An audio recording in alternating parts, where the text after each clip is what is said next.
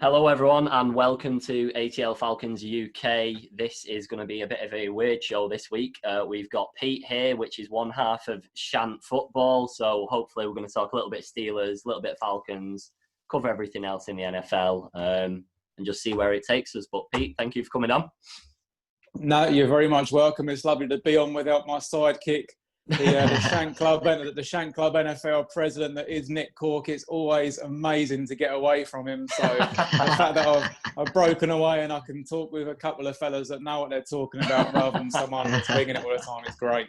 We'll be sure to get him on soon when we have a bit longer. I feel like we need a longer show to have that many people on. So when we'll do a roundtable one at some point soon. For sure. But yeah, so like we said, everybody knows why we're Falcons and how that happened and how we got into NFL. So, Pete, tell us a little bit about your Steelers and how that came about.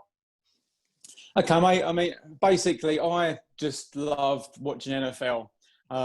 Being an Everton fan, at the weekend, I am in pain all the time. And it was really nice to watch the sport, just to watch the sport and not have a team and, you know, come into work Monday morning depressed or anything like that. So, for me, I just enjoyed watching the game. And obviously my best mate, Nick, tried to sort of get me into the Niners. We were going into games and I was floating around a few teams, but I was just enjoying just being a casual NFL fan. And then one year, me and the missus were in the Caribbean. We're sitting on a hot tub. We've had a few beers and I'm sitting next to the guy from Pennsylvania and we're just talking. And in the end, he sort of got me into sort of being a Pittsburgh Steelers fan. He started sending me gear over. And it's just one of them things. It either clicks or it doesn't. And it just felt right. And that was it. I just embraced the team. And I think once you've embraced the team, that's it. There's no going back. So I'm glad I'm a Steelers fan. It is literally a drunken night in a hot tub in the Caribbean that has made me a Steelers fan. Everyone's got their story, but that's basically mine. Honestly, yeah, definitely. Yeah, that's miles more authentic than ours is, so I can't knock that out. I think that's one thing me and Danny sort of, not regret on, but like we should have watched the NFL like maybe for like 3 or 4 seasons and then like got a favourite team through that, but we just did it through an online quiz instead, so why not? Everyone has their way. Yeah. There's no right or wrong way, but at the end of the day, we all love the NFL now, and it doesn't matter how we got there, but we're here, and that's all that matters. Exactly. Definitely. We couldn't turn our back on our team, though, anyway, regardless of how we fell into them. So it's not changed. Exactly. Exactly. So we are backing the Falcons for a 10-6 season and a deep playoff run because we're pretty sure we've made some good acquisitions and improvement in the second half of last year. Your division's looking a little bit more solid than it normally does. So what are you anticipating?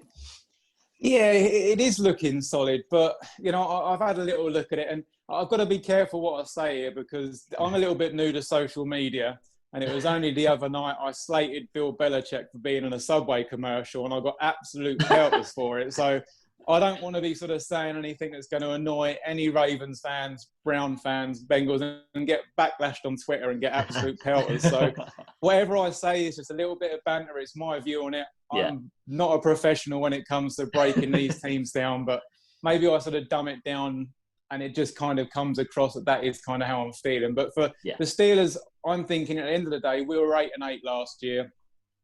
Pretty much we were written off as soon as Big Ben went down in week 2. Yeah. It was a bit of a sucky season to sort of watch our second and third string QB sort of playing the majority of our games.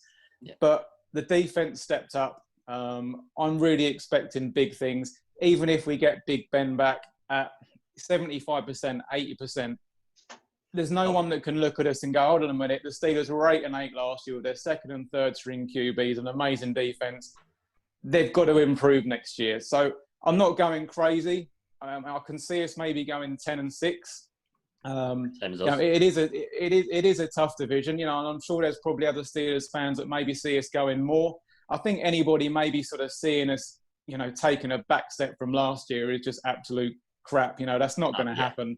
If it does, I think everybody's going to be surprised. And the Steelers are always there. They're coached well. Coach Tomlin knows what he's doing. We're always going to make a run at it. And I do. I just feel that we're going to improve. So, but I'm not going to go crazy. I'll take 10-6. If we can do better than that, great. And looking at the rest of the division, man, the Baltimore Ravens were the best rushing offense of all time last year. They beat the 1978 New England Patriots all-team rushing record. They ain't going to do that again, boys. I mean, the law of averages doesn't. They can't do it. I mean, that was one hell of a season, and it pains me to say it, but I've looked at their schedule. I kind of feel that they're going to lose one game to the Steelers. They are playing the Chiefs, so that's, for me, a possible loss. And I think they've got the Tennessee Titans, they've got the Colts, and I think they've got the Eagles. And I think you could probably say that maybe one of them games is a potential loss as well. So I see them going back one game, going 13-3. And so basically I can see us 10-6 and them 13-3, and us guys going 1-2.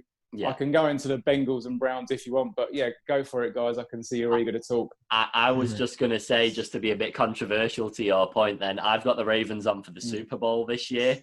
And I had them on for the Super Bowl last year out of just pure excitement, because it was our first full season of watching the sport. And really, if we hadn't have chosen a team, right now I'd probably be, oh God, I'm actually saying this on camera. Right now I'd probably be a Ravens fan based off what I saw last season if I didn't have a team still. So I've got them probably still taking the division, but you're probably right with Big Ben coming back. I can't see. There's no way you drop him below what you did last year at all. It's not even a debate. Did you go 8-5 last year? Yeah, we were 8-5, and then we lost the last three games. Yeah, so even because I was watching a few games with Big Ben, and I think he played the first 2 games, didn't he? And then did you use 3 or 4 quarterbacks through the whole season as well? So it's I don't think Paxton Lynch came in at any point, but we basically had 3. Well, Big Ben played the first 2, and then we had Mason Rudolph coming in and Duck Hodges sort of coming in as well. So, but that kind of leads me to a sort of a good point, maybe sort of going on to the Browns. I was looking at Baker Mayfield's, what he was doing last season. And let me just sort of bring up the stats. So basically, Mason Rudolph and Duck Hodges combined TDs.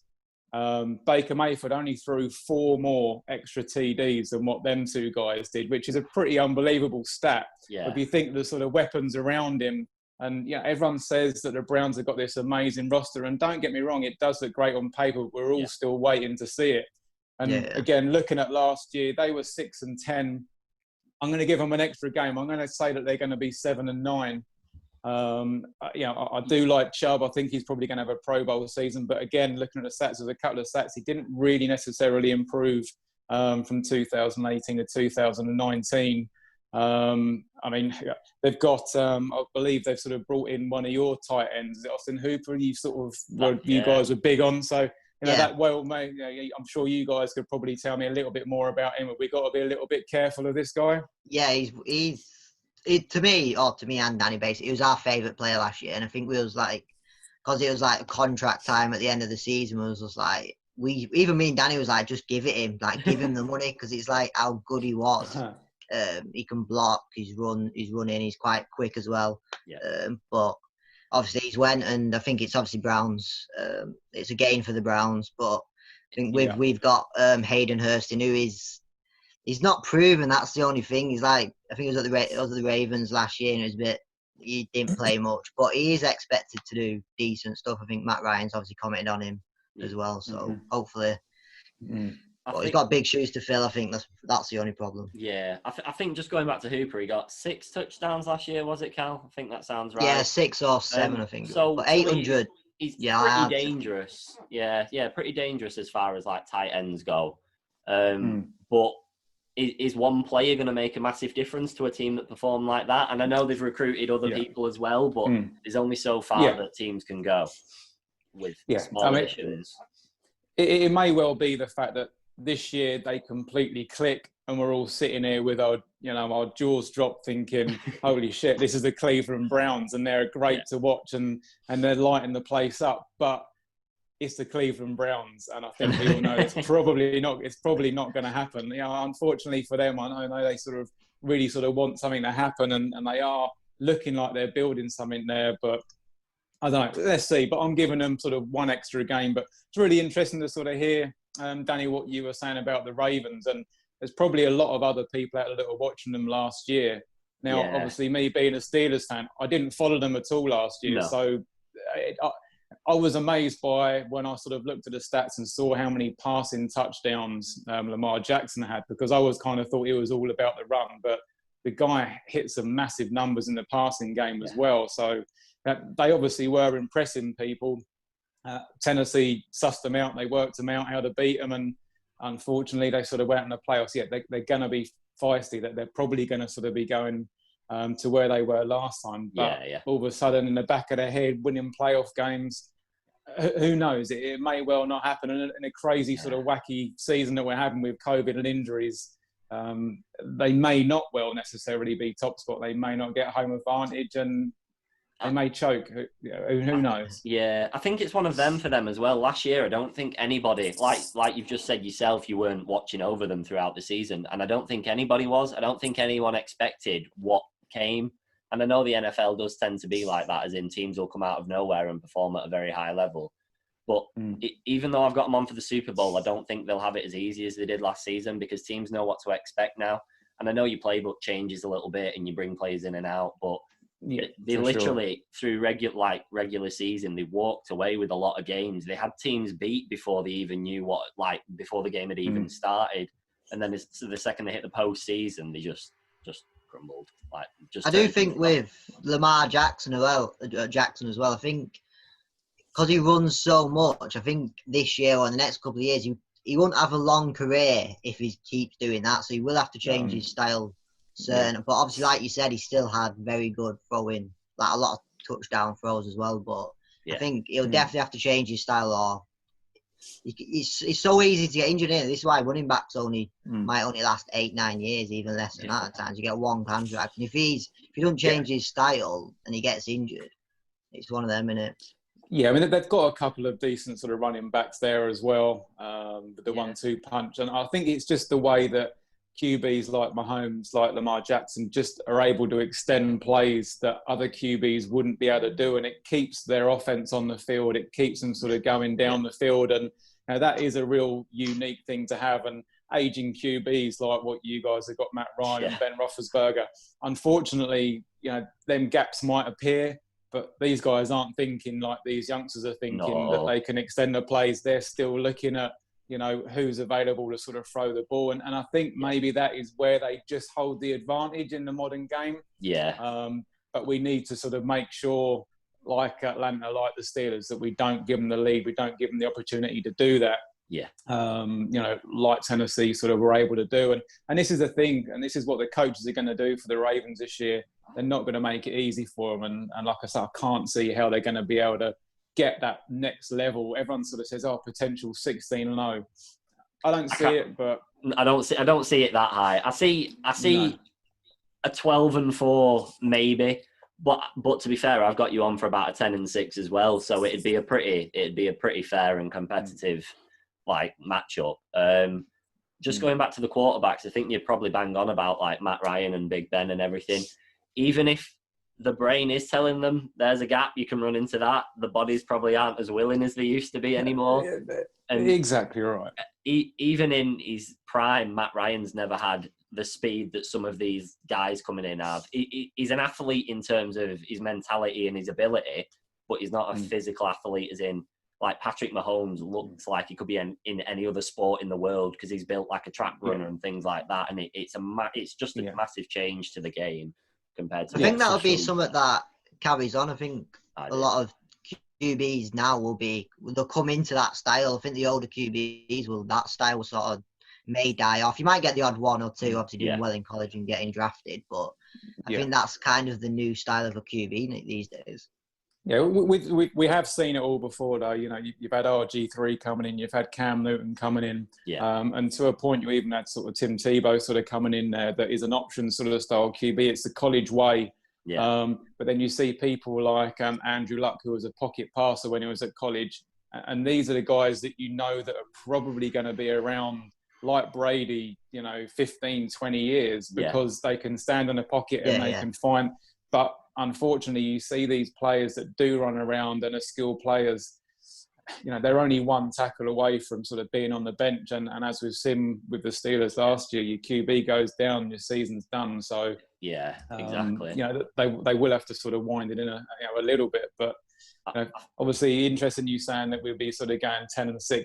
I could big up a lot of players and what I think we could do this year, but I'm sure again I'm going to sort of get told that I'm a bit of a madman when I sort of start saying, and I'm sure like you guys, when you really start paying attention to pre-season and seeing what's going on, and you believe your own hype because you're listening to you're listening to sort of prejudiced people because it's their coaches, it's their own media team. Yeah, I'm watching the Steelers websites and it's all Steelers this, Steelers that. Yeah. It's hard to sort of not get excited about your team, and I'm sure you're the same when you're watching the Atlanta sort of reading the websites, watching your pre-season. You must be thinking, "Oh, boys, we're going to the Super Bowl here." But we do. I completely get that because it's like obviously we've only been like Falcons fans for just over a year and a half now, but we've only done one full season. But it's like I know we've created this Twitter account where we get to interact with more fans, but it's like the hype this year seems a lot more compared to last year when we was looking into it. But I don't know if that's just because we get to see more people and we get to like interact with more people. But when me and Danny we messaged quite a few people last year on commented on the Falcons stuff, and literally half the fan base was like, "Why have you chose this team?" And that was just like, "Oh, right, great, that's a great start, isn't it?" No, I mean, I've got to tip my hat to you guys because, to be fair, I'm brand new to Twitter within the last sort of few months, and you guys have you've taken me on, you've spoken to me, you've embraced me, you've come onto the Shank Club NFL show, and it's really great, but. The fact that I'm now on your show, you boys have got a blue tick against your name now, fellas. So you boys are legit. I mean, we all aspire to be now. So you're doing really great, and I love to see it. And there may well be loads going on, but to see you fellas doing what you're doing, and the UK sort of fan base, it's almost like we're ignoring what's going on in America now, and we've taken it on. It's like this is our sport, our league, and we're going to do our thing over here and enjoy it. It's class. I back that fully. I think that's what's sort of happening. So obviously we're a UK-based page, but we have fans of everywhere. But there's so many like little cliques of like regular people that interact with just about like it'll all be people from the UK, and you can tell like as the days go on how much the sport's growing, and with it getting closer and closer to the season, the hype for every team is like building. I know obviously you don't follow our division, but rival fans of like all of our teams, so the Bucks and the Saints and everyone, interact with us just as much as like our own fans. But that's what's exciting to us. I think we do it a little bit differently over in the UK. With rivals, it's more like I'll talk to them all season long, but like when we put some posts, the hate you get off rival fans from America is so heavy, and I'm like, whoa, whoa. Yeah, and it's difficult as well because we kind of also know, all right, this isn't our game, and we don't know as much as you guys, and we are new to it. But at some point, everyone's got to become a fan at some point, and just because they've been following the team since 1971 doesn't necessarily mean they've got any more passion than what you guys have or I've got for my team. Completely agree with that. I completely agree with that because it's like there was games last year where the first few games that obviously we only won one game in the first 8 anyway, so there wasn't much to shout about anyway. But like the second part of the season was getting to it even more, and I think it was the 49ers game, and we literally scored a touchdown it was like 1 second left, and I was only in my bed. And I think I screamed, and that's like the excitement though, like that the excitement I got. That's the excitement I used to get when I was watching Barry get promoted and stuff. Like instant feeling, you can't beat it. That's it, and that's sport as well. And I don't know whether it's the fact that since obviously with the Premier League with COVID, I've not really been. I'm a big football fan, soccer fan. Yeah, and since COVID, I haven't watched Sky Sports News in about 6 months because all I'm doing is watching NFL Network, and all of a sudden my allegiance to football and American football. If someone said to me, here you go, this is the Everton game, this is the Steelers game, absolute no-brainer. I mean, all right, fair enough, it would be Everton, so who would want to watch that? But I mean, don't get me wrong, it doesn't matter what game it is. If it was the FA Cup final or the Super Bowl, and it was Everton and it was the Steelers, absolute no-brainer. And I never thought I'd ever say that in my entire life. But that's the sort of way we've got now. It's very bizarre. I feel like it's because NFL's every game's more of an event, whereas football's so regular, and you have like soccer's more regular, and you have like 2 games a week, 3 games a week sometimes, and things like that, depending on the season. It not loses its novelty as such, but you know what's coming, and if your team's on form, you're going to win, and if it's not, then you don't. Whereas NFL, like every game's like a completely brand new matchup every single time. I think it's. Do you think it's the waiting for it as well? It's like obviously we're ridiculously new. It's like the season ends in 2nd of February, but it doesn't start until September the 13th. That gap is unbelievable. I know, and for Americans, I think it's a lot easier because I think they have the NBA in between, and they have ML, baseball. Ice hockey. To be fair, guys, normally your season's normally finished by December, so don't kid yourself. You get to see January. Totally. But no, it's like you have so many sports in between. It's like, but we over here, we do have football most of the year. If we have the World Cup or Euros in, like the summer's took. But the way, it's like me and Danny created this is start of May, was it? I think. Start of May, yeah. And it's like we've got like so much interaction, but we've not even played a game. We've not played a game where we've actually. It's just absolutely crazy. But we like the buzz for it. Like I think it's a week today before the first game, Chiefs v Texans, isn't it? And I'm actually gutted that I would love to watch that because it's at night, but I'm working for it. But I can't wait for like our game. But even looking at the fixtures and it's just. The hype's getting aren't we? It is. Yeah, buzzing. I mean, you can tell by all 3 of us. Look how excited we are. We can't wait for the season. And obviously, as well, we're doing this show on the first night of the Sky Sports NFL channel going live. And again, it's just sort of showing how much NFL in the UK is exploded. You know, we've got our own channel now. I mean, you know, I've been fortunate enough to sort of be watching the programs that are on there for a while now anyway, through other sort of methods. But for other people that haven't been able to watch that, they're now getting to sort of watch programs that I've been sort of watching for ages. And already it's going to do is grow this even sort of more. So, you know, NFL, it is taking over whether people like it or not. It is, and to be fair, we might see you on Sky Sports pretty soon because Jeff seems to be a very good friend of yours at the moment in time. So you'll probably beat us to that show. I think we've all sort of. To be fair, I think that's probably more the Shank Club president Nick's doing. I mean, he's done well. He just sort of relates to these guys, and I think we can all sort of say how amazing sort of Jeff Reinbold has been for the UK fans this year, and they've spent. You know, I've watched videos of Jeff in his car. He's been surfing in the morning and he's sitting in his car and you can hear the chickens running around when he was over in Hawaii. And, and he's still got time to sit there on his phone talking to NFL fans. And you just don't get that in other sports. So, you know, and the fact that we've been able to relate and talk with people that are right there, you know, are our inspiration to sort of be and people we see on TV. You couldn't do that. You know, you imagine sort of someone doing Premier League soccer and talking to Ian Wright or Gary Lineker. It's just not going to happen. Is it? No. So, you know, these guys are our idols, and the fact that we can talk to them and interact with them, I think we owe these guys a great deal. And I think it's also helping us to sort of really enjoy it and embrace the sport. So it is. Yeah, it's class. It's really bizarre, like you said, because he's such a big name in media and obviously in the sport as well, for him to just have the time to sit there and write 100 messages to loads of different fans, to jump on your podcast, to jump on your YouTube channel, to jump on other people's shows, and then have fans like Nick went on his Coffee with Coach at one point, and then me and Cal jumped on at one point.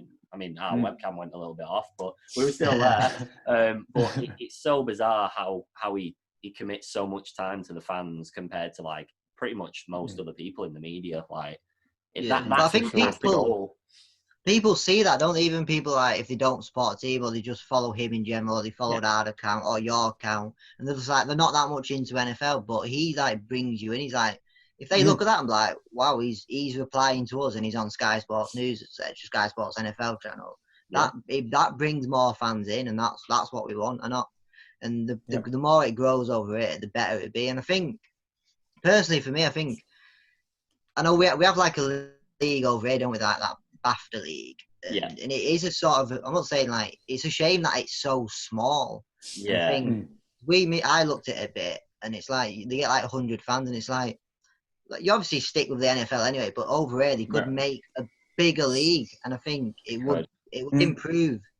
It would I think improve it. people. Cal, I seriously think it will. I mean, that was the reason we had Susanna Taylor on our show. I really sort of wanted to get an American football official, sort of someone that's working on over the UK, because probably very similar to you, I'm trying to sort of grow my knowledge as much as I can, and I really appreciate people taking time to come and sort of tell us stuff, and I'm really sort of taking it on board. But she was sort of saying that she just turned up at a game and was just moving the chains, and from moving the chains, she's sort of become an official. And I could imagine, Cal and Danny, you'd be the same. If you turned up at a game and they sort of said, you know what, you can move the chains today, as soon as you put your hands on it and you're moving down, you'd be like, this is incredible. I've got to do more. I've got to... And that's how it sort of all happens. And I think if we can, talk about it more, have our own channel, maybe sort of have a little bit more in the UK, I do think that it will sort of help us all. But it is class. I'm buzzing for the season, and the fact that it's next weekend, I think we cannot wait for this to sort of get started. And like you say, it's also going to give us, I mean, this has been such a quiet, there's nothing to talk about in the off season. You wait till the games start and we're talking about what's happened and all the controversy and that. I agree with that. It's going to be unbelievable. Especially with our Twitter, we'll put like a post out of like, pick this team out like $15, and but because it gives us interaction, that's why we do. We still put like Falcons stuff and general NFL, but stuff like that, it interacts people and people want to see that as well. But when the season starts, it's so much easier. Me and Danny are just like, what do we put today? Like, there's literally some days, especially like halfway through July, start of July, there's literally no news at times. You're just like, what is there to talk about?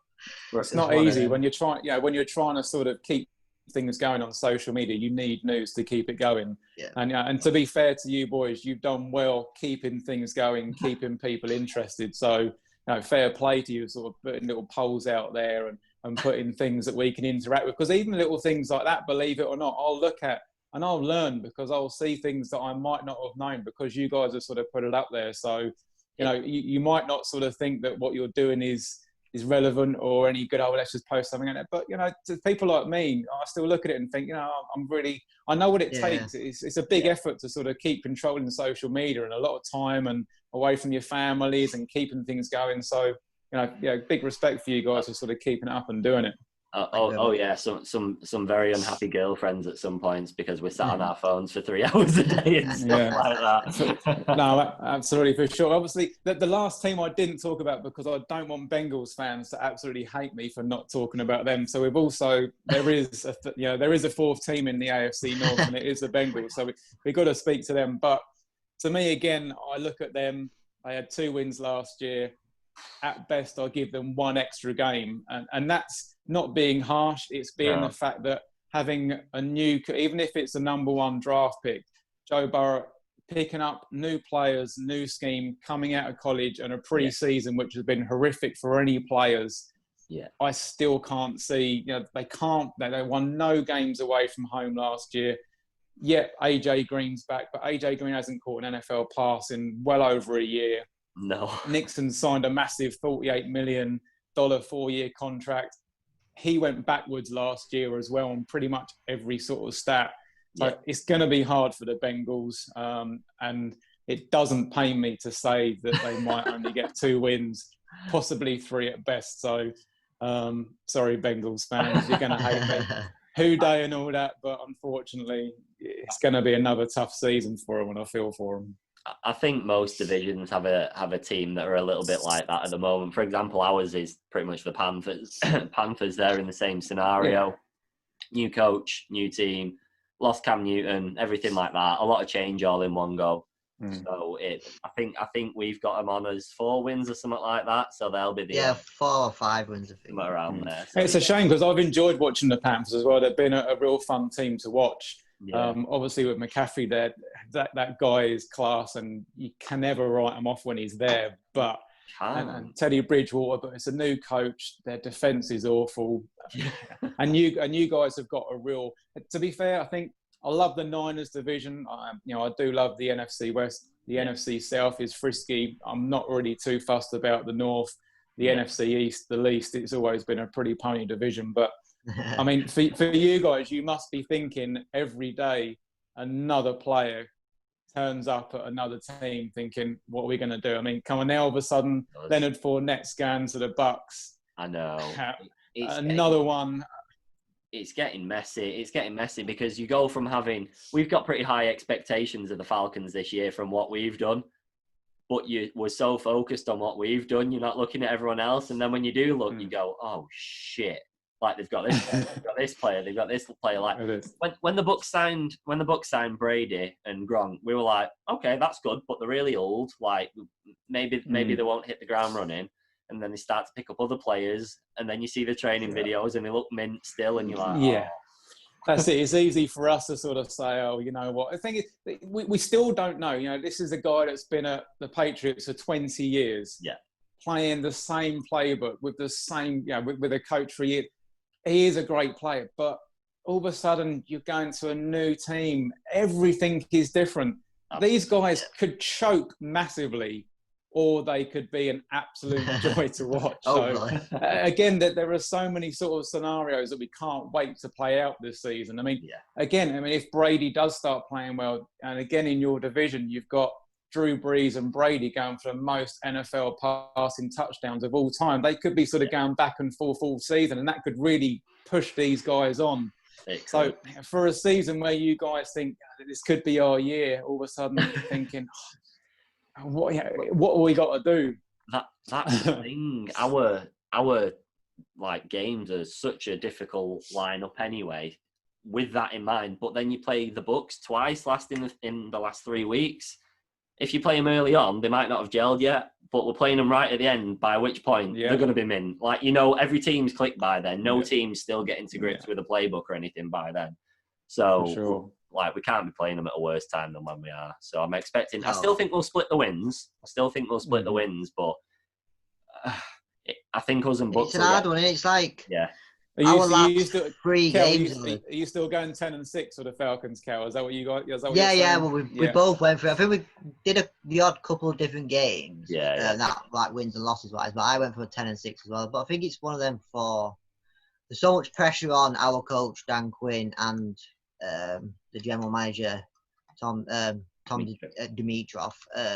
It's like if they don't make the playoff, they'll be gone, and I can't because it's still a big surprise. They went 1-7 last year, and everyone was like, "How are they still here?" Like with the team we have, even though the defense wasn't good, but you still got Matt Ryan, who is a very consistent quarterback. You got Julio Jones, who's one of the best wide receivers in the league. You got Calvin Ridley, who's coming up. You had a front line that we had 2 first-round picks. One ended up getting injured, which did sort of start of the season or start of the first few games. But I think with the firepower we have this year, especially with Todd Gurley as well. And I think a lot of people, especially your mate, he's just like, no, Todd Gurley's wasted. No. But right. I think he'll do anything to crank you up. I know, yeah. And I think, though, to be fair, he does legit think that he's done. I mean, he's very, with Nick, once he's got an opinion on something, he's like a dog with a bone. He won't give up. He won't change his mind. No, I've noticed. And I think with Todd Gurley, I think it's a sort of a win-win situation for us. It was like 4 or 5 million. We got rid of a Freeman who was injured last year. I think he only got 2 touchdowns, and he did pretty shit, to be fair. I think we only had 8 touchdowns throughout the whole of our running backs, and Todd Gurley still pulled out 12 and 800 yards. So even if we got that this year, that's an extra 4 or 5 touchdowns, plus the ones that we'll get with the other running backs, and then you've still got Matt Ryan throwing 30 plus or whatever, with Julio Jones, Calvin Ridley, etc. So I think it's for 5.5 million. It's an absolute bargain. I think there's no win-win. If he does shit, he goes, and that's the end of it. Like, and I think people forget 10 touchdowns. I think we're fine with it. Yeah. And people forget that he was at Georgia as well at college. So for him, he's coming home. He's coming back to a place that he feels comfortable, because that guy was amazing at Georgia. So exactly, he's coming home. He feels that is his place.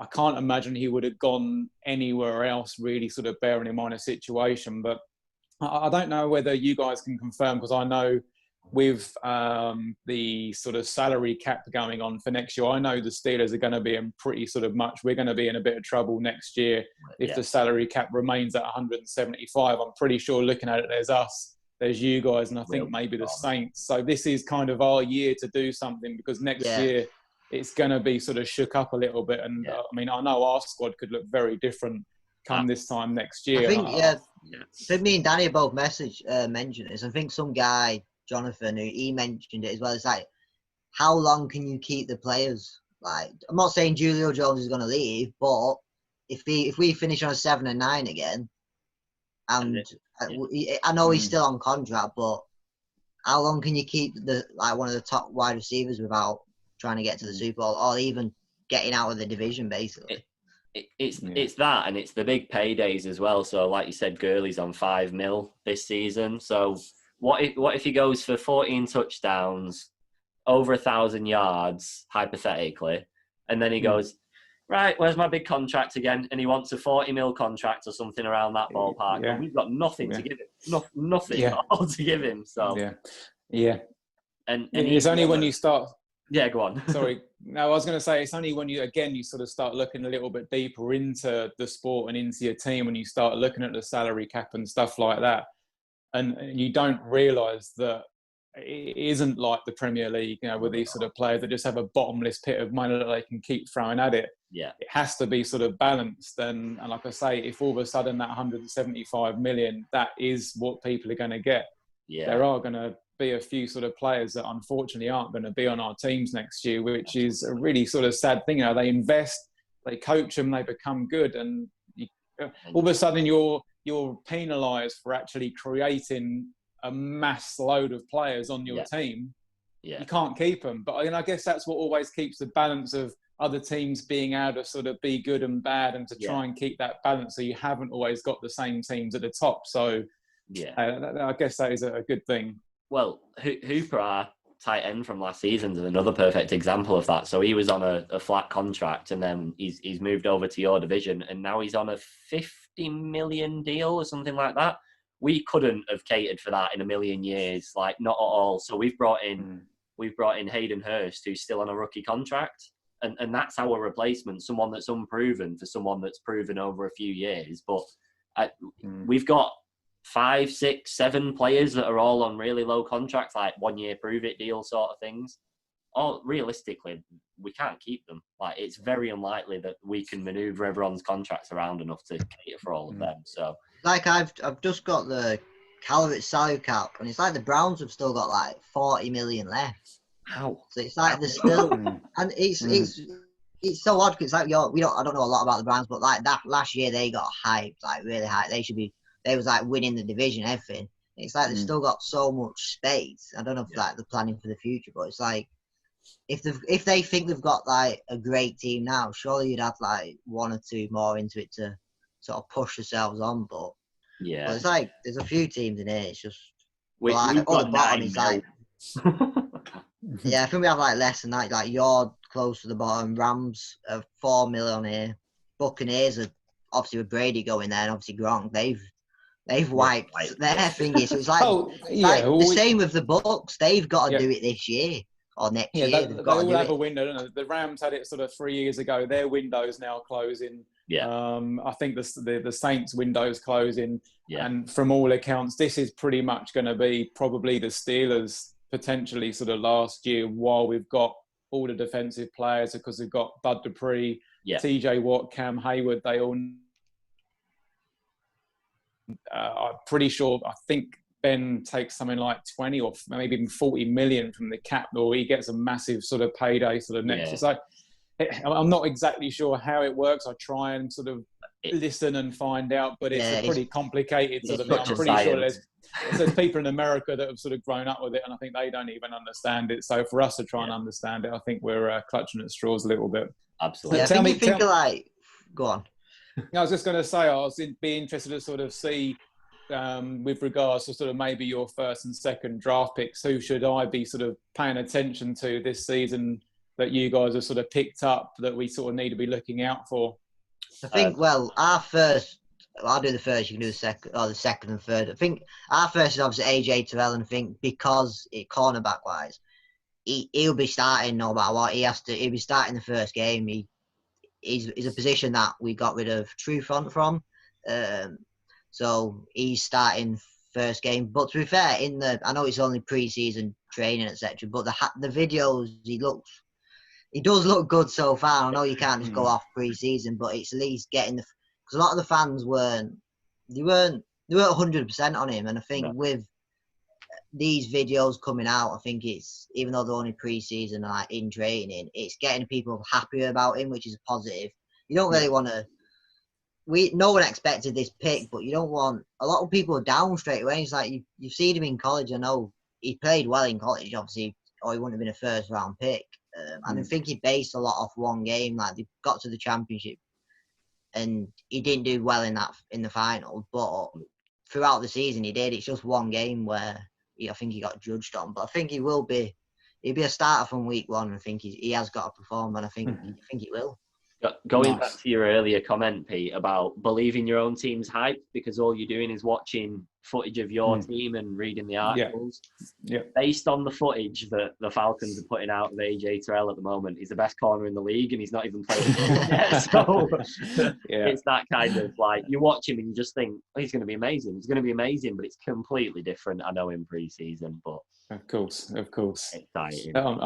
I'm sure he's going to be tested. I mean, obviously with regards to the Steelers, if obviously anybody's sort of interested, our first draft pick ended up being in round 2, and it was a wide receiver heavy draft. We picked up Chase Claypool from Notre Dame. Now he's a 6'4", the big wide receiver, and looking at what they've sort of done this year, bringing in Eric Ebron from the Colts. And Chase Claypool, they obviously sort of wanted a little bit sort of more size. They obviously felt that they sort of lacked maybe sort of that red zone target, or maybe that sort of blocking ability when it comes to the tight end and the wide receiver position. So they've certainly sort of looked at that. And the other sort of good player, again, it's a biased opinion because all I'm listening to is the Steelers media, but our linebacker that we got in the second round, Alex Highsmith, sorry, his name left, but Alex Highsmith. He looks like he's a great pass rusher, and I'm hoping that he's going to be able to relieve Bud Dupree and TJ Watt this season, so they get a little bit of a rest, so they're not playing every snap and every down. So if he can relieve them and sort of come in and make sure that these guys are coming in fresh. I mean, they killed it last year, and this year I kind of feel that they're going to be even stronger. So I'm excited. I'm sure we've all been here before where we get excited pre-season about our teams. I'm probably one of the worst person that gets hyped up, and all of a sudden we go 0-3, and all of a sudden I give up on NFL and I'm watching Premier League again because I've given up on my team. But this year just feels different for us. It's a weird season. Big Ben is back. He seems to have his head on. He's going to be injury-free. He's going to be pain-free in that elbow. Man, I cannot wait. Sticking on Big Ben whilst you're there, do you have any stat expectations? So how many touchdowns or anything like that are you expecting? Because I think we've got about just below 35 for Matt Ryan we're going for, which would have been a high if it was last season. So okay, I mean, probably a little bit.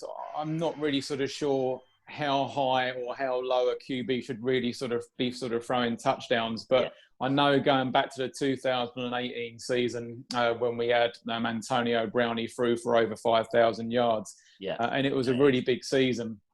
I'm not expecting anything like that. I'm not expecting us to be throwing the ball as much, so I'm not expecting like a record-breaking season. But I don't think the Steelers need to have a record-breaking season and offense to make it to the Super Bowl.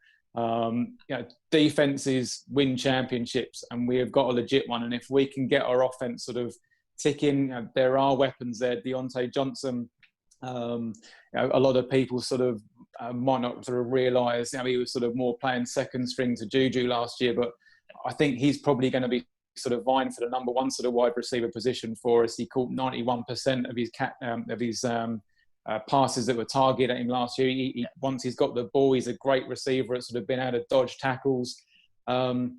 You've still got now Washington there. You've now got the new Chase Claypool there. You've still got Juju Smith-Schuster, Eric Ebron, Vance McDonald. There's weapons there that Big Ben can use. I just fear a little bit on the running game. James Conner, I like him. Benny Snell's there. There isn't much depth at running back. Yeah. And we all know you do need a strong run game to sort of be able to create the pass. That's the only sort of slight worry I sort of have is maybe in our run game, because I don't think Ben, he's not going to be sort of passing out as much. But he may surprise us. He might be going to sort of, I only think he might be going to the offensive coach saying, my arm is the best it has been in years. Yeah. And I want to sling it out there every opportunity I've got. And I want to break some records. And if he does, great. But again, it's another unknown question. We really aren't going to sort of know what we're going to get from Big Ben until maybe a couple of games in. It is. I think you're in a similar situation with as we were last year with our running backs. Really, we have players, but we never really had like someone that you thought, yeah, you're going to absolutely light up the league at all, because we've had Freeman and he's been injured on and off for years, and then he's been all right some years. He's been exceptional in 2016 and pretty good in 17, and then he's just been down and up and down. And I think that's why we've struggled, because we've not had a run game for 2 seasons, and that's why we've gone 2-7-9 back to back. And I do think you need that extra option, which I'm hoping that we've got this season. But with Big Ben in your team, I think it's a little bit different, because everyone else should be so heavily motivated that he's back in the team that I think your chemistry and how your team will perform will be more of a unit. So you don't need loads of stars. I know you have stars, but you don't need loads of stars. You've just got one unit that want to do it for a proper reason. Yeah. So it's a bit different. No, I agree. I'm going to put you boys on the spot. Maybe we'll start with Cal. Come on, Cal. Who is going to be in Tampa for the Super Bowl this year, buddy? Oh God. Well, I'm going to go with the Chiefs again, just because it's just the way they played last year, and I think they'll carry on this year. Mahomes' contract, they'll just boost them.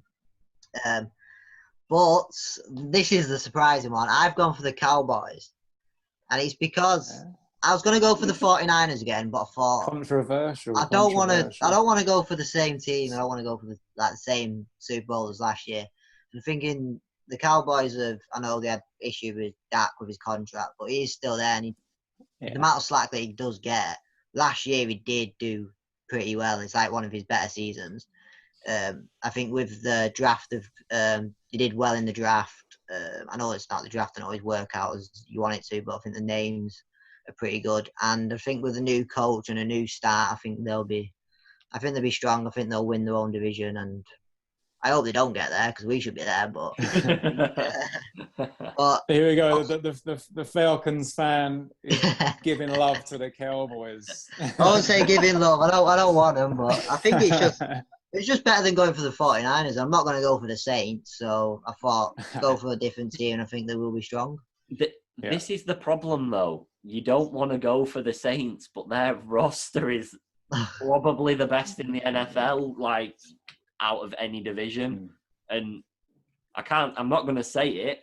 I'm just going to look at the camera and think that like I said, I think the Ravens are going to win it, but I've got the Ravens, and then I'm not going to say it. I'm just going to look at the camera, and you know what I mean. So I think that could be a possibility. Matt, I hope for both our sakes that does not happen. If that happens, I'm coming back and I'm saying that you've put the mockers on it. We cannot allow that. We cannot allow that to happen. We will. So go on then, Pete. What's your take? To be fair, I've kind of been a little bit big on the Houston Texans. They've been my sort of little sleeper team throughout the season, but that's my little sleeper team. But this is the first time that I've actually put it out there what I feel is going to be the Super Bowl. And I am kind of hoping it is, and I'm also kind of hoping it's not. But I just feel with what's happened this year, and me and Nick creating the Shank Club NFL, I just get this feeling, buddy. It could be the Niners against the Steelers in the Super Bowl. And I do not know how either of us would be able to handle it. I mean, if something like that happens, I would love him to enable it. I mean, I would be fine with it, but he hates it. But if someone could film me and him both in the Super Bowl, it would just be quality television. I was just going to say, if that scenario does rise and we're still rolling like this by the time that comes about, I think we should host to arrange the show meet while the Super Bowl is on. Camera on you, camera on Nick. Me and Cal will be mediators in the middle. I mean, I don't. Either way, it basically means our friendship would be over, and that. But it would it would be amazing, and it was class to sort of go and watch the Super Bowl with Nick, and I do kind of feel sorry for him because no one likes seeing their best buddy and their team, losing in the sort of way they did, and it was a great occasion for us. Went up to London and sort of enjoyed the game, and whether it's the Niners again, whether it's the Steelers, I'm pretty sure if the Steelers are doing it, he would have given me a lot more of a ribbon than what I sort of gave him. But I think that's what we'll do this year. Yeah. I think obviously with obviously by February, hopefully everything's sort of back to normal reality. But I think definitely for the Super Bowl, I think we'd like to, whether it's depending on whatever team's in it, we'd like to get to meet all other people, even if it's in London. We'll come down for the weekend. Just a good. It's totally worth it. It's totally worth it. It'd be definitely a good thing to do. Because last year, last Super Bowl, me and Cal spent it watching it in my front room, just alone, eating sweets, like really, really sad little people. So it'd be good to make an event of it next time. Yeah, I think it is great. It's like when we go to London and sort of to watch the NFL, me and Nick have been to many games. We're season ticket holders. But it is more of a joyous occasion if your team's not playing, because you can enjoy it in a completely different way. Yeah. And, I get massively drunk when I go to the NFL up in London, way more than what I should do. But if it was the Steelers playing, I would be so nervous. I don't think I'd be able to drink because I would be so, and I'd be on the edge of my seat and I'd be biting my nails and I'd be hating it. Yeah. It's so different. If you're not following the team there, you can enjoy it. But if it's your team, it's too nerve-wracking. I think that's what's the kick in it. Like me and Cal, Cal went to 2 games last year in London and I went to one of the ones at Wembley. And we had a great time because, like you said, you're just celebrating regardless of what happens. It doesn't matter. You're just there to watch the football. And you don't care the outcome, really. Yeah. You sort of pick a team, don't you? But you're not like... It doesn't. I think I went to the Bucks and Panthers. Obviously, they're in our division. But when I went, I was still like Falcons fan through and through then. But it wasn't... I picked the Bucks that day because I think there were so many Panthers fans around, even though it was meant to be a Bucks home game. There were so many Panthers, so I thought I'd go for the Bucks. And then we went to the Texans v Jaguars, and we weren't too bothered, but because the Jaguars were so shit, it was so poor that day. Actually went to the same 2 games as I did. Actually, pissing down with rain at the Spurs stadium, but the Texans one was good fun. Yeah, it was great. I think we weren't too bothered, but I think we just cheered. And I think Danny, I don't know if you got did you get a video of one of the I got one at the Spurs guy, and I think Danny got one of his. And I think I literally just put my phone out for, just get a part of the play, and it was a touchdown. And it's just like that. But even the feeling then, it was like, I don't even support the teams, but the feeling of being at an NFL game was such a high. It is, and it doesn't even sort of matter what the teams are. Whatever team Nick decides to support, I will always support the other one, just so that there is rivalry and banter. I mean, I remember we were watching the Falcons Lions game a few years back, and he likes Matty Ice. He does like the Falcons, and he was supporting the Falcons. So just purposely, I went straight out, robbed someone's foam finger of the Detroit Lions, and I was prodding it in his face all game. But it's just what we love to do. I mean, that's what makes it exciting. But you're right. Like if we went, Falcons were meant to be over here this year, and obviously that can't happen now. But it's a home game, so we're not that disappointed in a weird way because it goes back to our stadium instead. But if we went to that this year, I wouldn't touch my phone. I wouldn't touch a drink. No. I don't think I'd speak. I'd just be sat there nervous, probably shaking. it'd be an amazing experience. The feeling must be like so Yeah. like I know they only come over like once in so much, apart from the Jaguars who come over like 15 times a year. But I think the feeling must be like if I watch it on TV, we get the feeling for it. But being at an actual game, it's like when we watch like other fans, when we've seen the Texans fans and the Jaguars fans, and they're cheering, and it's like we jumped up at times when it's good plays and like touchdowns. But the feeling of your team and watching them live at a stadium, it must be. It's like obviously like watching football, like that feeling is so good. But watching like American football, where you can't watch it a lot. It must be even like better. It must the instant feeling is just so good. I look forward to obviously sort of catching up with you guys as well, because again through social media we are creating friends. We are, you know, and most of us have never met, but we have that bond for American football, and I can't wait for people like yourself, people like Claire de Bear that we've sort of talked on here. Robson from Jaguars GB. I can't wait to be able to sort of come up to London and have drinks with you guys and just chat, because I do kind of feel that you are all my friends now, and and it's cool. It is. It's a full-on community, isn't it? We did not expect that when we made the page just to talk a little bit of rubbish, a little bit of NFL, and just get a few opinions, and then the more time you spend on it, the more regulars you get, and then you're like, oh no, we had a good chat with them. Oh no, and then before you know it, you're like messaging all the time, and you know who you can talk to and like who you get along with and stuff. And it's nice that this is the sport that brings all that together. Yeah, I agree. I think it's with we started doing podcasts on our own as well, and I think it was. We sort of had to do it on our own at first because we didn't really speak to many people. But now it's like every time we'll do one, we'll get someone on, whether it's like you're a Steelers fan, Chicago Bears fan, we'll get anyone on because it makes it so much easier to talk. I think me and Danny, like we were sat on a bed next to each other. It was just like, this is awkward. And it's like you felt more nervous when there was no camera. But now there's a camera, it's just like, this is a chit chat. It's so easy. Those first few shows. The first few podcasts, we were shaking. My voice was going. It was breaking and everything. Oh, it's like Scooby-Doo's voice. The more you do it, the sort of more relaxed it gets. And I think, I don't know whether you guys did it for the same reason as what me and Nick did. And it was just the fact that we don't have that much to do together. Yeah. And when sort of COVID sort of came about, we weren't able to go out and have a drink. And it was just like, what do we love? Football. What do we love doing? Taking a piss out of each other. Let's just create a channel. Let's talk football. And if anyone wants to sort of embrace it and come on and join us, great. But we kind of wanted to treat it like we're going down the pub, we're talking American football, we're having a bit of banter.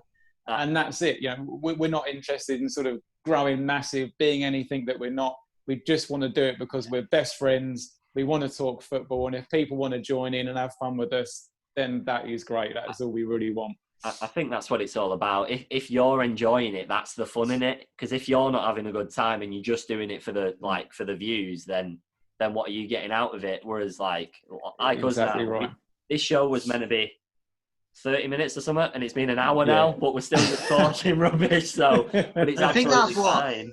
We were sort of like that first with the podcast. I think the first podcast we ever did, we got like 100 views on it, which is quite a lot. But obviously, it started going down. But then we thought about, I didn't really enjoy the first couple because it was quite awkward. But now doing these, I think, even when we did the features, like we enjoyed doing the features more because it was more of a chit chat. Even though they asked us questions, it was so much easier compared to just like making notes and like, oh God, what do I say now? It's just like me and him. But this is like what you said, is like being in a pub having a chat about your sport you like and you love. So it's so much easier. Yeah, it's like, dude. You take it seriously as well, because you don't just want to come on screen and just not sort of know. So again, for me, that is how I'm learning. The last couple of days, I knew I was going to come on your show, so I've researched it, I've looked it up, and I haven't really paid any attention to the Bengals and the Browns and the Ravens, but all of a sudden, I'm a little bit sort of more clued up to who their team is, what they were doing last year, what I think they're going to be doing this year, and it does it helps us to grow. But the fact that we're actually wanting to do that, I think, shows the passion that we're interested. We don't just want to come on screen and go, and look like a bunch of mugs. We kind of want to know what we're sort of talking about. And I'm the first to admit that I have been a casual fan and I'm growing this year, but I'm trying to sort of learn, which is why talking to you guys, bringing my buddy Jason on to sort of talk offense and talk defense on our show to grow my knowledge. If other people want to learn from that, great. But really, I'm just being selfish because I want to learn that myself, and other people sort of seem to like it as well. But I just want to know more about the game and take it on. And I think you'll probably earn more respect, like you guys have, because you've taken it on, and you know what you're talking about, and that's only because you've taken time to learn, to talk to other fans, to talk to other players, because you're interested and you really want to do it. Yeah, exactly. Well, that's why I enjoy your guys' show so much. Like 2:30 on a Saturday, give or take, feet up, beer in hand, and you just feel like you're sat in a bar with all the mates. Even though obviously I'm only commenting by messages at the time, but you interact every time I write something. One of you says something back, and I'm like, it's just like being out with everyone, isn't it? So that's what's so fun about it. Well, we're kind of certainly hoping once the Premier League starts and the 3 o'clock kickoffs that people still sort of want to come on and have a play. But I think once we've actually got games to talk about and we can kind of... This was always a little bit of a warm-up for me and Nick. It was get prepared for the season to start. Weren't quite sure where we were going to take it, what time to do shows. But it seems to sort of be the fact that there's always people that want to come on and talk football. So... once we sort of got it going once a week on a Saturday, got that show going, and people like you, if you can keep sort of coming on and interacting with us and keep coming on the show, we look forward to it. And I say there's going to be a lot to talk about this year, I feel. I was just going to say, well, like we said, we're looking at doing a few more roundtable ones, so more guests, maybe like 5 and 6 per time. So we'll get both of you on next time around, and we're happy to jump on your show anytime and things like that. So we need to keep building that little click that we've got going on. It's nice.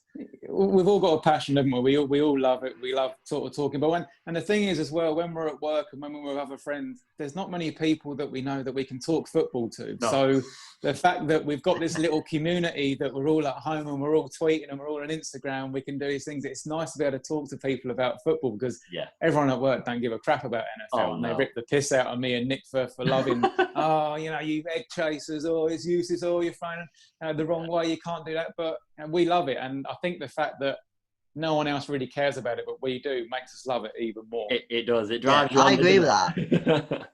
Because I think it was after the Rams v Patriots Super Bowl. Like I watched most of it, in and out of it.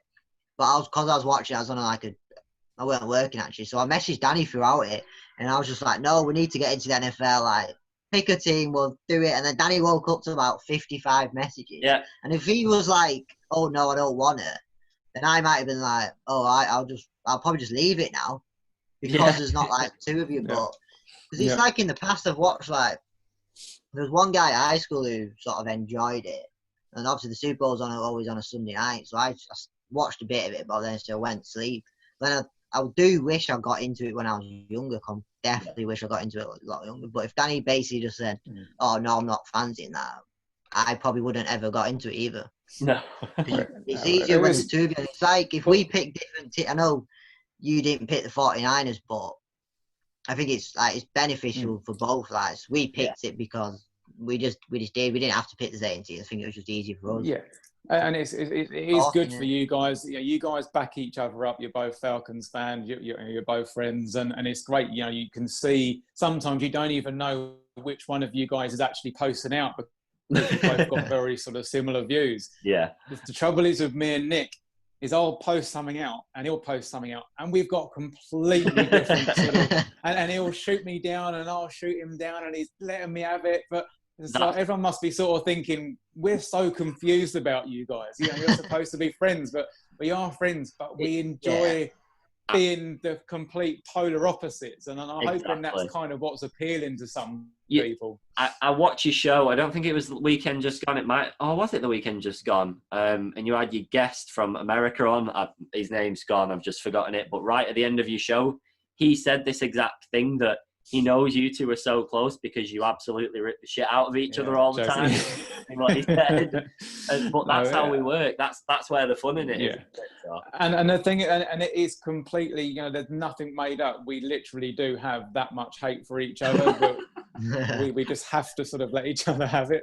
But and to be fair, it's very much toned down as well, because he's normally a lot worse, and he has to obviously sort of watch his sort of language and his vocabulary when he's sort of on a live show. But normally he'll sort of let me have it a lot more than what he does. But I do. The fact that I'm on air with my best buddy talking football, and I say meeting people like yourselves, it's great. But I've got to say sorry that all we've ended up doing is just having a general chat, because we haven't been able to have a proper chat since all this has started. And I know most people probably want to listen to people talking about stats and football, but I've been really sort of looking forward to catching up with you guys and just having a chat. So I'm sorry if we've just waffled on and spoke. Absolutely not. No, we won't be cropping this down at all. It's going on as it is, apart from those 5 seconds at the start where I'm at the camera going like that. But no, you'd be surprised when we've done shows with a few other people so far, and people seem to be liking to get to know like who each person is. Like I think you have to enjoy watching the presenters before you can enjoy watching the show, if that makes sense. Because if you don't have a feel for what the people are like, then what are you watching it for? Because you can watch stats anywhere, can't you? So I think it's good learning. No, for sure. Getting a bit about each other. But what sort of love are you guys getting from obviously over in America? Obviously being the main UK-based Atlanta Falcons sort of hub. I mean, what are you kind of getting massive love from America? Is it a little bit mixed? It's like, what are you guys doing with our team, or are they? It's not. It is. It's. I won't say it's not like a lot of the followers we do have is like a lot of like basketball fans on it. And it's just like we're not that interested in basketball, so we do like crop certain stuff out of our timeline, etc. But every like American person's always been like supportive of what we do. Like we speak to a few generally like on our DMs, etc. We got a few of them on our podcast. But I think overall it's just everyone's just like I'm grateful for actual like fans to setting up account. Yeah, I think it's more just people are excited that there's actually hype for their team in another country. Like that's the main thing, really. Like since we've started our account, there's now an Atlanta Falcons Germany and an Atlanta Falcons Australia and an Atlanta Falcons Holland and something else. So it's like nice to see that a team is spreading, and I can't knock them the other way because I'm a Manchester United fan and they're a global football team. Yeah. It'd be weird if I was like, you can't support them, you're not from Manchester. So I got to take it the other way. No, for sure. And it's great to sort of hear that people are sort of doing, are taking it on, because I say you guys are really working hard, and I know what it takes, the sacrifice to sort of keep posting material out there for other people and staying on the pulse. It really isn't easy. So, fair play to you guys for keeping it up. You're doing a really good job. I was just going to say, you guys spend 2 and 3 hours every Saturday doing live shows. Still go up. We've got nothing better to do. Commitment to the cause. But I think on that note, we'll pretty much call it a night. But Pete, do you want to give a little shout out to your account and Shank Club's account and everywhere where we can find you? Yeah. I mean, obviously, it may confuse people, but there is me and Nick. Nick is the main sort of Shank Club NFL guy. He's on Twitter, he's on Instagram, and you're going to see him at Shank Club NFL. But he's also got his own one at Win with Niners. You'll find me at Pete Benton 1, PD1 Shank Club NFL. But we are obviously sort of co-guys, but I let him sort of roll with the Shank Club NFL, which is great. If they ever want to email us, shankclubnfl@mail.com. And we are also sort of hoping to sort of we're having a little look to sort of maybe sort of do the NFL Challenge, which is the Sky Sports Challenge game, and get people into the mini league. Yes. But I've had a little look today and it doesn't look like they're going to be doing it. So it looks like possibly they're just doing the NFL Pick'em. So maybe what we'll end up doing is just doing a mini league for that. Yeah. And obviously we'd love to sort of get you guys and your fan base sort of involved in that as well. So absolutely. Anyone wants to sort of watch, we're on YouTube, Periscope, Shank Club NFL. I'm sure you'll be able to find us.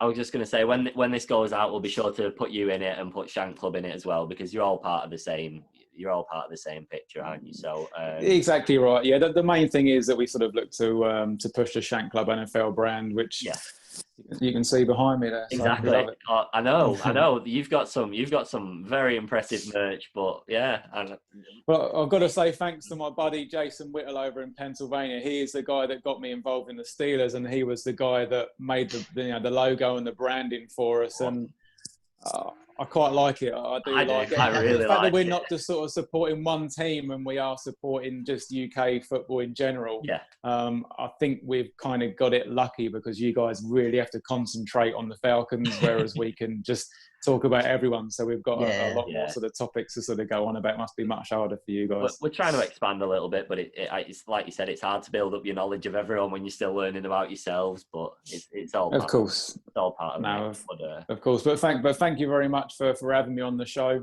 So it was fun to sort of catch up when you were on our show, Danny. So it's really nice to sort of catch up with Cal as well and meet you guys and have a chat. And hopefully we'll be able to sort of actually be live and have a couple of beers and have a chat in London soon. Yeah, absolutely. And like we said, as the season goes on, we'll try and get another live show going or something like that. Maybe just following a Sunday night game or a Thursday game or something like that. We'll figure something out. But yeah, thank you very much for coming on, and thank you everyone for watching.